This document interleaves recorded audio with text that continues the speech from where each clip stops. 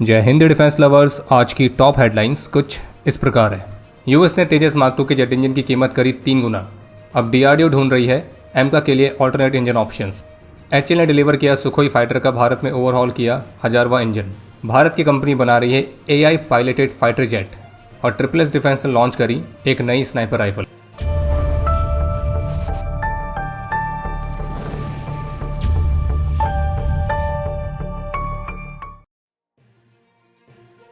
तो जैसे कि आप सभी जानते हैं कि तेजस मार्क 1 फाइटर्स की इंजन्स की डिलीवरी में कितना डिले हुआ है और कई बार प्रॉमिस करके प्रॉमिस तोड़े गए हैं। और अभी भी कहा तो ये जा रहा है कि सप्लाई चेन वाला इशू रिजॉल्व हो गया है और आगे से इंजन की सप्लाई स्टेबल रहेगी, लेकिन इसके बारे में अभी भी कोई गारंटी के साथ नहीं कह सकता कि ऐसा होगा या नहीं। तो फिलहाल अभी सब उम्मीद ही कर रहे हैं कि तेजस मार्क 1 के लिए जो जेट इंजन्स की डिलीवरी है उसमें तेजी आएगी।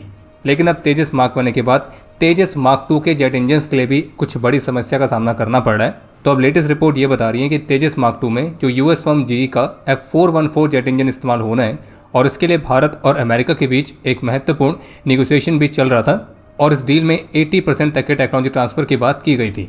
और ये वही सेम इंजन है जो कि शुरुआत में भारत के 5th जनरेशन फाइटर जेट एमका के प्रोटोटाइप्स को ही पावर देंगे और इनिशियल यूनिट्स को भी। लेकिन अब हो ये रहा है कि शुरुआत में इस डील के तहत इंजन की जो हमें पर यूनिट कॉस्ट पड़ने वाली थी वो लगभग 70 to 80 करोड़ रुपीस के आसपास रहती, तो वही कॉस्ट बढ़कर 200 करोड़ रुपीस पर इंजन तक पहुंच गई है, यानी कि लगभग 3 गुना कीमत बढ़ा दी गई है। और इसलिए इस डील का जो कमर्शियल डिस्कशन है तो जितनी उसकी उम्मीद नहीं थी उससे कहीं ज़्यादा एक कॉम्प्लेक्स हो चुका है।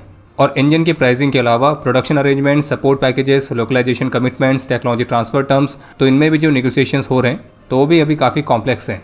और मीडिया रिपोर्ट्स में सोर्सेज के हवाले से बताया गया कि इस डील के तहत जो यूएस फर्म जीई है तो उसने भारत में F414 जेट इंजन्स की एक डेडिकेटेड असेंबली और मैन्युफैक्चरिंग लाइन को स्टैब्लिश करने का प्रस्ताव भी दिया था। लेकिन इस असेंबली और मैन्युफैक्चरिंग लाइन को भारत में स्थापित करने के लिए जो इन्वेस्टमेंट की मांग की गई है वो 800 मिलियन US डॉलर से अधिक है, यानी कि लगभग 6000 करोड़ रुपीस इस जेट इंजन की फैसिलिटी को भारत में सेटअप करने की कीमत। और जो ये F414 जेट इंजन्स हैं तो इनकी जो इमीडिएट रिक्वायरमेंट है वो भी काफ़ी बड़ी है, क्योंकि एमका की अगर प्रोटोटाइप फेज़ की ही बात की जाए तो उसमें 5 एयरक्राफ्ट बनने हैं और हर एक एयरक्राफ्ट में 2 इंजन लगने हैं। और फिर टेस्टिंग और इवैल्यूएशन के लिए एडिशनल यूनिट्स के साथ टोटल 15 इंजन्स की रिक्वायरमेंट रहेगी केवल एमका के ही प्रोटोटाइप वाले फेज़ में। बाकी तेजस मार्क 2 वाला प्रोग्राम तो है ही। और अब इस इंजन को भारत में बनाने के लिए जो इसके पर इंजन की कॉस्ट में एकदम से इतनी बढ़ोतरी हुई है तो इसे इस एग्रीमेंट को अंतिम रूप देने में एक महत्वपूर्ण बाधा के तौर पर देखा जा रहा है। जबकि लोकल मैन्युफैक्चरिंग और टेक्नोलॉजी ट्रांसफर को लेकर जो टेक्निकल टॉक्स हैं उसके प्रोग्रेस होने की बात की जा रही है। और ये तो ऐसा प्रतीत हो रहा है कि जैसे मानो यूएस फर्म ये कह रही हो अगर इंजन भारत में बनाने हैं तो महंगे बनाने पड़ेंगे, कम कीमत में बनाने हैं तो टेक्नोलॉजी ट्रांसफर भूल जाओ, और अगर इन दोनों को नहीं मानना है तो फिर अपने स्वदेशी फाइटर प्रोग्राम को भूल जाओ। तो एक तरफ जहां F414 जेट इंजन की डील में कीमत को लेकर एक बहुत बड़ी बाधा आती हुई दिख रही है, वहीं दूसरी तरफ ऐसी रिपोर्ट्स भी देखने को मिली है कि जो एडीए है तो वो एमका के प्रोटोटाइप्स के लिए सक्रिय रूप से ऑल्टरनेट इंजन ऑप्शंस को भी देख रही है। क्योंकि जो F414 जेट इंजन्स हैं वो केवल एमका के प्रोटोटाइप में इस्तेमाल नहीं होने, बल्कि वो एमका के इनिशियल यूनिट्स जो कि मार्क 1 के नाम से जानी जाएगी तो उसमें भी इस्तेमाल करने के लिए प्लान किए गए हैं। और अगर यूएस के इंजन्स के साथ इस तरह की बाधाएं आती रहेंगी तो फिर एमका प्रोग्राम भी डिले होता रहेगा। तो इसलिए भी डीआरडीओ ऐसी स्टेज में है जहाँ पे वो एमका के लिए कम से कम ऑल्टरनेट इंजन ऑप्शंस को देख सकती है। बाकी मीडिया रिपोर्ट्स में इस बात को मेंशन किया गया कि एडीए 5 एमका प्रोटोटाइप्स के लिए 15 इंजन्स की प्रोक्योरमेंट के लिए निगोशिएट कर रही है। और इस बात को भी मेंशन किया गया कि जो निगोशिएशन है वो एचएल और एडीए दोनों अलग अलग कर रही हैं, क्योंकि रिक्वायरमेंट्स अलग हैं और इसी वजह से निगोशिएशंस भी अलग हो रहे हैं। एचएल निगोशिएट कर रही है विशेष रूप से तेजस मार्क 2 के लिए और एडीए निगोशिएट कर रही है एमका प्रोग्राम के लिए। और ऑल्टरनेट इंजन ऑप्शंस के तौर पर भारत के सामने 2 बड़े ऑप्शंस हैं, यूके की रोल्स रॉयस या फिर फ्रांस की सैफरन। और रोल्स रॉयस ने हाल ही में अपना एक नया ऑफर भी दिया था जिसके बारे में हमने पिछले अपडेट में ही बात करी है, पर फिर भी आपको बताया था कि रोल्स रॉयस का कहना है कि अगर उनके साथ इस वर्ष यानी कि 2026 के अंत तक कॉन्ट्रैक्ट साइन होता है तो वे इंजन की कोर को, जो कि बिल्कुल नया इंजन होगा और उसके आईपी राइट्स भी भारत के पास रहेंगे, तो उसको वो 2030 तक तैयार कर लेंगे और 2034 तक वो पहली फ्लाइट के लिए तैयार हो जाएगा और 2036 तक प्रोडक्शन के लिए। वहीं सैफरन ने भी 100% टेक्नोलॉजी ट्रांसफर और फुल आईपी राइट्स तो ये ऑफर दिया है। एचएल कोरापुट ने सफलतापूर्वक भारतीय वायुसेना को 1000 repaired and overhauled AL-31FP engine handover किए हैं। और ये वो इंजन हैं जो कि भारतीय वायुसेना के सुखोई Su-30 MKI फाइटर्स की फ्लीट को पावर देते हैं। और इस महत्वपूर्ण माइलस्टोन के बारे में सूचित करते हुए एचएल की तरफ से कहा गया कि ग्लोबल जियोपॉलिटिकल चैलेंजेस के बावजूद एचएल कोरापुट ने लगातार अपनी एमआरओ कैपेबिलिटीज़ को मजबूत किया है। और अब जो HAL कोरापुट है वो एनुअली 100 से अधिक AL-31FP इंजन्स की ओवरहॉलिंग करती है। और अगर इस उपलब्धि को आसान से शब्दों में समझा जाए तो ये उपलब्धि भारतीय वायुसेना के सुखोई Su-30 MKI फाइटर्स की फ्लीट की ऑपरेशनल अवेलेबिलिटी को इन्हेंस करने में मदद करती है और इससे फॉरेन OEM सपोर्ट पर से निर्भरता भी कम होती है। और इसी वजह से HAL कोरापुट द्वारा ओवरहॉल किया गया जो ये 1000 AL-31FP इंजन है, ये एक महत्वपूर्ण माइलस्टोन की तरह है। इसके अलावा एक अपडेट यह है कि भारत डायनेमिक्स को HAL से लगभग 1347.71 करोड़ रुपीस तक का कॉन्ट्रैक्ट प्राप्त हुआ है और इस ऑर्डर में Helina missile launchers, line replaceable units और काउंटर मेजर डिस्पेंसिंग सिस्टम के लाइन रिप्लेसेबल यूनिट्स तो ये भी शामिल है। भारत के flying wedge defence and aerospace ने अब अपना एक नया AI पायलटेड फाइटर जेट वाला कॉन्सेप्ट अनवील किया है जिसका नाम है FWD सुप्रीम। और कंपनी का कहना है कि मॉबिंग डॉक्ट्रिन के माध्यम से एयर कॉम्बैट के भविष्य को एडवांस करने के हिसाब से इसको डिज़ाइन किया गया है। और इतना ही नहीं बल्कि कंपनी ने यह भी अनाउंस किया है कि 2026 के ही तीसरे क्वार्टर तक वे इस FWD सुप्रीम लाइट के टेक्नोलॉजी डेमोन्स्ट्रेटर की पहली उड़ान कंडक्ट करेंगे। और ये अपनी तरह का भारत का पहला ऐसा प्रोग्राम है जो कि कंपनी के मुताबिक भारत को उन चुनिंदा देशों की लिस्ट में शामिल करेगा जो कि इस तरह के AI piloted fighter aircraft programme को परस्यू कर रहे हैं, जिसमें US, टर्की, जर्मनी मुख्य रूप से शामिल है। बाकी अगर आप ये सोच रहे हैं कि मॉबिंग डॉक्ट्रिन क्या होती है तो आपको बता दी कि ये मिलिट्री का एक ऐसा कॉन्सेप्ट है जिसमें आप बहुत ही अधिक संख्या में काफ़ी सस्ते प्लेटफॉर्म्स का इस्तेमाल करते हैं, लेकिन वो प्लेटफॉर्म्स काफ़ी अधिक संख्या में और बेहतरीन कोऑर्डिनेशन के साथ दुश्मन के एडवांस और एक्सपेंसिव प्लेटफॉर्म्स पर हावी होते हैं, जैसे कि बहुत अधिक संख्या में ड्रोन्स को तैनात करना, loitering munition, swarm drones, small boats, missiles, autonomous systems, ये सभी चीज़ें। और ये आज के समय में कितना मैटर करता है तो ये US और ईरान के रिसेंट कॉन्फ्लिक्ट से पूरी दुनिया ने देखा ही है।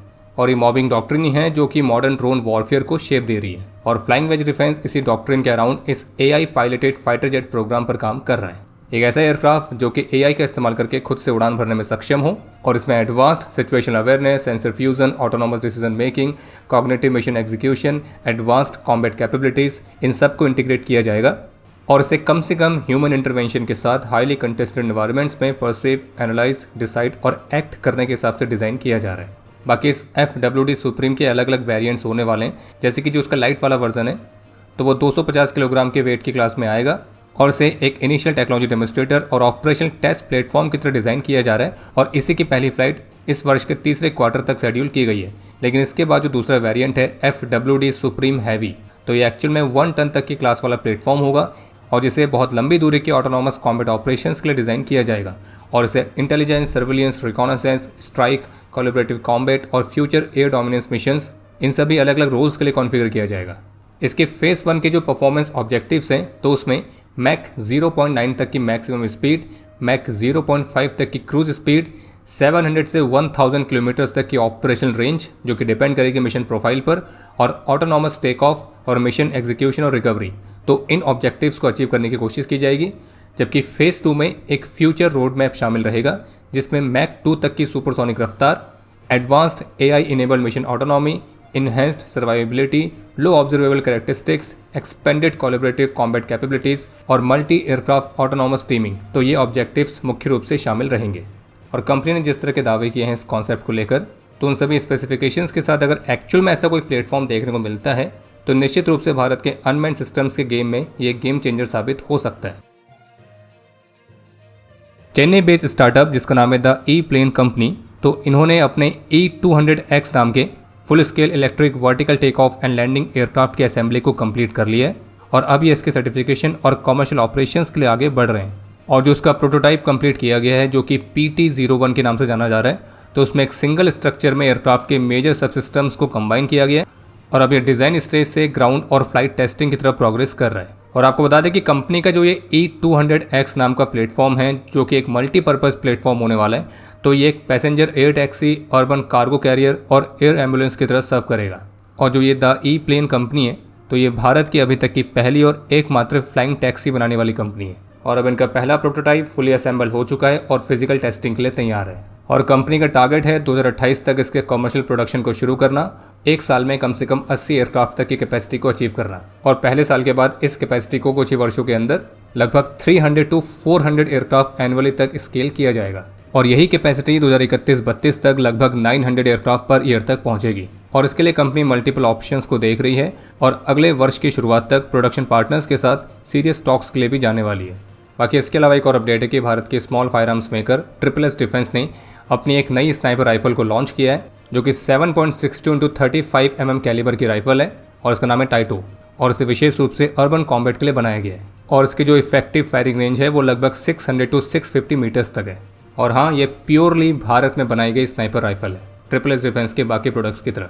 और इस राइफल के बारे में अन्य स्पेसिफिकेशंस अभी रिवील नहीं किए गए, लेकिन कंपनी की जो ये नई टाइटो स्नाइपर राइफल है तो इसे उनकी मौजूदा रैप्टर राइफल के प्लेटफॉर्म को ही मॉडिफाई करके बनाया गया है और जो कि ऑप्टिमाइज की गई है क्लोज क्वार्टर्स और अर्बन ऑपरेशंस के लिए। और ये शॉर्ट टू मीडियम रेंजेस पर बेहद ही ज़्यादा इफेक्टिव है। और रैप्टर की तुलना में इसमें एक और महत्वपूर्ण बदलाव यह है कि जो रैप्टर राइफल है वो सेमी ऑटोमेटिक है, पर जो ये टाइटो है उसे एक बोल्ट एक्शन वेपन में ट्रांसफॉर्म किया गया है। और एक counter terrorism units, urban snipers, covert operations तो उसके लिए काफ़ी ज़्यादा इफेक्टिव साबित हो सकती है। बाकी अब समय है आज के इतिहास का। आज के दिन 1994 में जम्मू कश्मीर में अपने अदम्य साहस और वीरता का परिचय देते हुए हवलदार भूषण कुमार वीर गति को प्राप्त हुए थे। आज के दिन 2007 में जम्मू कश्मीर में अपने अदम्य साहस और वीरता का परिचय देते हुए नायब सूबेदार चुन्नीलाल ने अपना सर्वोच्च बलिदान दिया था और इन्हें मरणोपरांत अशोक चक्र से सम्मानित किया गया। आज के दिन 1995 में 10 असम राइफल्स के राइफलमैन संधू सरोदकर वीर गति को प्राप्त हुए थे। और आपके लिए आज का प्रश्न है, वर्तमान समय में भारतीय सेना द्वारा इस्तेमाल की जाने वाली स्टैंडर्ड स्नाइपर राइफल कौन सी है? और अब समय है आज के टॉप 3 कमेंट्स का, जो ये रहे आपकी स्क्रीन पर।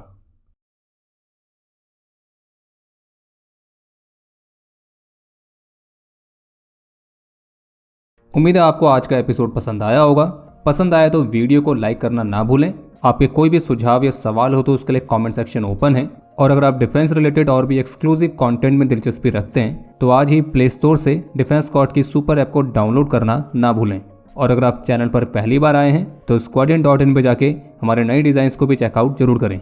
बाकी जल्द मिलेंगे नए एपिसोड के साथ। तब तक के लिए जय हिंद, जय भारत।